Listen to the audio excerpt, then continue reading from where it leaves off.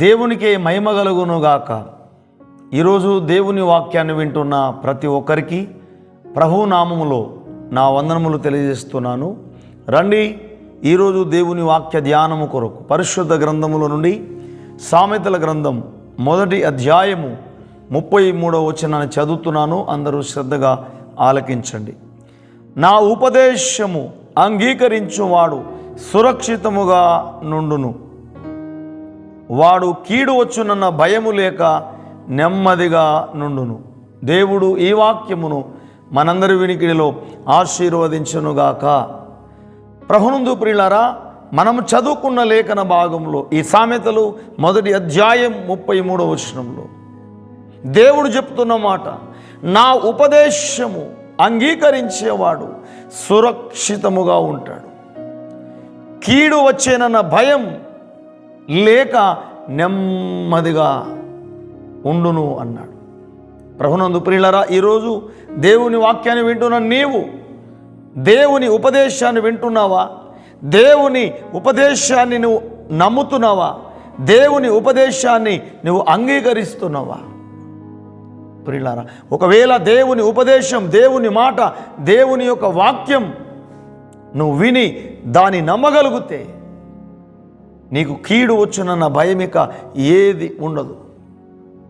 మనము దేవుని మాట నమ్మనప్పుడు, దేవుని వాక్యము నమ్మనప్పుడు మనం భయపడుతూ ఉంటాం.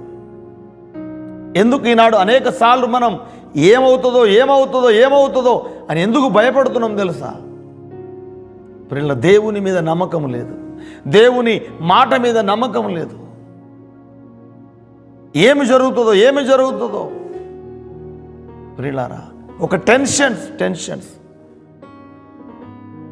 ప్రియులారా, ఏమవుతుందో, ఏమి జరుగుతుందో,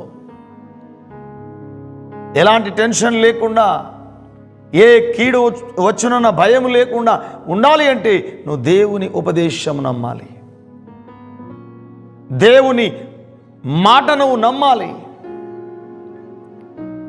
అప్పుడే నువ్వు ఎలాంటి భయము లేకుండా నెమ్మదిగా ఉండగలుగుతావు. ఈరోజు దేవుని వాక్యాన్ని వింటున్నా సహోదరి, సహోదరుడా, నువ్వు ప్రతిరోజు దేవుని ఉపదేశం విని దేవుని ఉపదేశం నమ్మితే ఇదిగో దేవుడు ప్రత్యేకంగా నీకు తోడుగా ఉంటాడు. ప్రతిరోజు కూడా దేవుని మాట కొరకు, దేవుని ఉపదేశం కొరకు నువ్వు ఎదురు చూస్తూ ఉండాలి. ఇదే సామెతల గ్రంథం 8వ అధ్యాయంలో 34వ వచనంలో చూస్తే, అనుదినం నా గడప యుద్ధ కనిపెట్టుకొని, నా ద్వార బంధముల యుద్ధ కాచుకొని, నా ఉపదేశం వినువారు ధన్యులు అన్నాడు దేవుడు. ఎప్పుడెప్పుడట? అనుదినం. ఏదో వారానికి ఒకసారి కాదు, నెలకొకసారి కాదు, అనుదినం ప్రతిరోజు ఈనాడు క్రైస్తవుడు దేవుని వాక్యాన్ని చదువుకొని దేవుని మాట వినాలి. ఈనాడు మంచి అవకాశం, యూట్యూబ్లో అనేక సేవకుల ద్వారా దేవుడు మాట్లాడుతూ ఉంటాడు. కానీ ఈనాడు దేవుని ఉపదేశం వినడానికి మనస్సు లేదు చాలామందికి. దేవుని వాక్యాన్ని వినడానికి మనస్సు లేదు, వినలేకపోతున్నారు. ప్రియులారా, దేవుని ఉపదేశాన్ని ఈనాడు వినలేకపోతున్నారు. ఇర్మియా గ్రంథంలో 6వ అధ్యాయం 10వ వచనంలో దేవుడు అంటున్నారు, విందురని నేను ఎవరికి సాక్ష్యం ఇచ్చేదను, ఎవరితో నేను మాటలాడేదను, వారు వినుటకు వాళ్ళ మనస్సును సిద్ధపరచుకోరు కదా, అందుకే వాళ్ళు వినలేకపోయిరి అని ఇశ్రాయేలు ప్రజల గురించి ఇర్మియా గ్రంథంలో 6వ అధ్యాయం 10వ వచనంలో దేవుడు మాట్లాడుతున్నాడు. విందురని నేను ఎవరితో మాట్లాడాలి, నేను ఎవరికి సాక్ష్యం ఇవ్వాలి, వినడానికి వాళ్ళు మనసును సిద్ధపరచుకోవడం లేదు అంటాడు. ఈనాడు దేవుని మాట వినాలనే ఆశ ఈనాడు చాలామందికి లేదు. ఎన్నో చోట్ల పరిశుద్ధ గ్రంథములో ఆత్మ చెప్పుచున్న మాట చెవి గలవాడు వినుగాక, సంగములతో ఆత్మ చెప్పుచున్న మాట చెవి గలవాడు వినుగాక అని. వినుటకు మీకు ఎవరికైనా చెవులుంటే వాడు వినుగాక అని ఎన్నో చోట్ల పరిశుద్ధ గ్రంథంలో రాయబడింది. అయినా వినడానికి మనస్సు లేని వారు ఎంతోమంది ఉన్నారు. విన్నవాడు దేవుని మాట నమ్మని వారు ఉన్నారు. ప్రియులారా, ఈనాడు నీ జీవితంలో, నీ బ్రతుకులో, నీ ఇంటిలో నువ్వు నెమ్మదిగా ఉండాలి అంటే, ఏ టెన్షన్స్ లేకుండా ఉండాలి అంటే నువ్వు దేవుని ఉపదేశము నమ్మాలి. ఆయన మాటను వినాలి, ఆయన ఉపదేశమును నమ్మాలి. అప్పుడే నువ్వు నెమ్మదిగా ఉంటావు. ప్రియులారా, అనేక మంది ఈనాడు దేవుని మాట వినలేక, దేవుని మాట నమ్మలేక, ప్రియులారా టెన్షన్స్తో ఈనాడు నెమ్మది లేక బ్రతుకుతున్నారు. అపోస్తులైన పౌలు ఫిలిప్పీయులకు రాసిన పత్రికలో 4వ అధ్యాయం 6వ వచనంలో అంటాడు, దేనిని గురించి మీరు చింత పడొద్దు.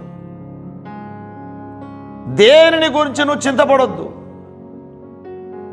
ప్రార్థన విజ్ఞాపనల ద్వారా నీ యొక్క విన్నపాలు, నీ బాధలు, నీ సమస్యలు దేవునికి తెలియజేయి అంటున్నాడు. ఈనాడు ప్రతి క్రైస్తవుడు దేవుని మాట వింటూ, దేవుని వాక్యాన్ని నమ్ముతూ, దేని గురించి టెన్షన్ పడకుండా ప్రతి విషయంలో దేవునికి మొరపెట్టేవాడుగా ఉండాలి, ప్రార్థన చేసేవాడుగా ఉండాలి. దేవుడు అంటున్నాడు, నాకు మొరపెట్టుము, నేను నీకు ఉత్తరం ఇస్తాను. ఇర్మియా 33:3లో నీకు ఏ బాధలు, ఏ సమస్యలున్నా నాకు మొరపెట్టు అంటున్నాడు. అందుకే చాలామందికి ఈ ఆసక్తి లేదు, దేవుని మాట వినాలనే ఆశ లేదు. ఇదిగో దేవునికి మొరపెట్టాలి, ప్రార్థన చేయాలనే ఆశ లేదు. ఈరోజు దేవుని వాక్యాన్ని వింటున్న నీవు దేవుని మాట విను, దేవుని మాట నమ్ము. నీకు ఏ బాధలున్నా, ఏ సమస్యలున్నా నువ్వు దేవునికి మొరపెట్టు. దేవుడు నీ సమస్యలు తొలగిస్తాడు, నీ బాధలు తొలగిస్తాడు. ఈ వాక్యాన్ని వింటున్న నీవు, నేను, మనమందరము కూడా ప్రతిరోజు దేవుని మాట, దేవుని వాక్యాన్ని వింటూ ప్రతిరోజు వేకువనే లేసి మనము దేని గురించి టెన్షన్ పడకుండా ప్రతి విషయంలో దేవునికి మొరపెడదాం. ఆయన మన ప్రార్థన వింటాడు, ఆయన మనతో మాట్లాడుతాడు, మనకున్న ప్రతి సమస్య తొలగిస్తాడు. దేవుని మాట, దేవుని ఉపదేశం వినడానికి, అలాగే ఆసక్తి కలిగి ప్రార్థన చేయడానికి దేవుడు ఈ వాక్యాన్ని వింటున్న మనందరికీ ఆయనే దయచేయునుగాక. ఆయన యొక్క గొప్ప ఆశీర్వాదాలు ఈ వాక్యాన్ని వింటున్న మనందరికీ దేవుడు అనుగ్రహించునుగాక. ఆమేన్. చిన్న ప్రార్థన చేసుకుందాం. మహాపరిశుద్ధుడా, పరమ తండ్రి, మీకు స్తోత్రాలు. ప్రభువా, మీరు అంటున్నారు నాయన, నా ఉపదేశము అంగీకరించువాడు సురక్షితముగా ఉంటాడు, వాడు కీడు వచ్చిన భయం లేక నెమ్మదిగా ఉంటాడు అంటున్నావు. అనుదినం నా ఉపదేశం వినువారు ధన్యులు అంటున్నావు. కానీ అనేక మంది నా మాటలు, నా ఉపదేశం వినడము లేదు అంటున్నారు. ప్రభువా, మేము నెమ్మదిగా సుఖముగా బ్రతకాలి అంటే, ఏ టెన్షన్స్ లేకుండా ఉండాలంటే నీ మాట మేము వినాలి, నీ మాట నమ్మాలి, నీ మాట ప్రకారం బ్రతకాలి. ప్రభువా, ప్రతి విషయంలో నీకు మేము మొరపెట్టాలయ్యా.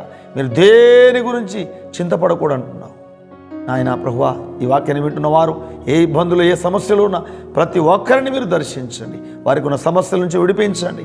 ప్రతి ఒక్కరు నాయన నీ ఉపదేశాన్ని వింటూ ప్రార్థన చేస్తూ నాయన నీ వాక్యాన్ని అనుసరించి నడుచుటకు నాయన మీరు కృప చూపని ప్రతి ఒక్కరిలో భయము, టెన్షన్స్ తొలగించి నెమ్మది, శాంతి, సమాధానం దయచేయమని, రక్షణ లేని బిడ్డలకు రక్షణ దయచేయమని యేసు నామములోనే ప్రార్థిస్తున్నాము తండ్రి. ఆమేన్. Praise the lord. దేవుడు మిమ్మల్ని, మీ కుటుంబాలను గొప్పగా ఆశీర్వదించునుగాక.